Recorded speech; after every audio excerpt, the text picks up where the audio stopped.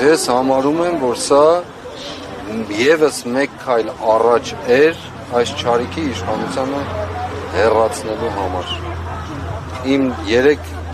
տրված հարցազրույցում ասել եմ դրա մասին, որ մի նայեք թե 49% ինչ եղավ, դա ինչպես է ձեռք բերվել, հետո կպարզվի, արդեն պարզվում է ընթացքով, մարդիկ տարբեր քաղաքական ուժեր վեր են անում, չէ՞։ Ես չեմ ուզում դրա գնահատական հիմնալ, բայց որ հաստատիորեն մեր ժողովրդի 51%-ը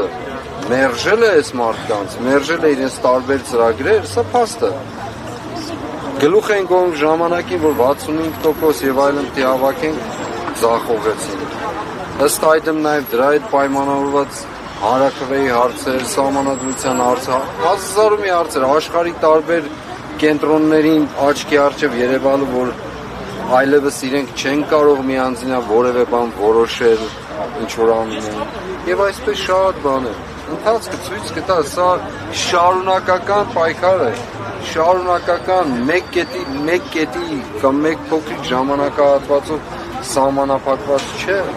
Մենք իրավունք չունենք պարզապես ձեռքներս բաց թողնելու ասելու եղավ ու վերջացավ գնաց, ոչ։ Մեկ քայլ առաջ, եւ ես թույլ տվեք ասելու, սա այն փոքրիկ հաղթանակներից մեկն է, ոչ էլ փոքրիկ, լավ էլ հաղթանակներից մեկն է, որ հակառակ այս հալածանքին այսօր արձանագրվում է մեր կյանքը։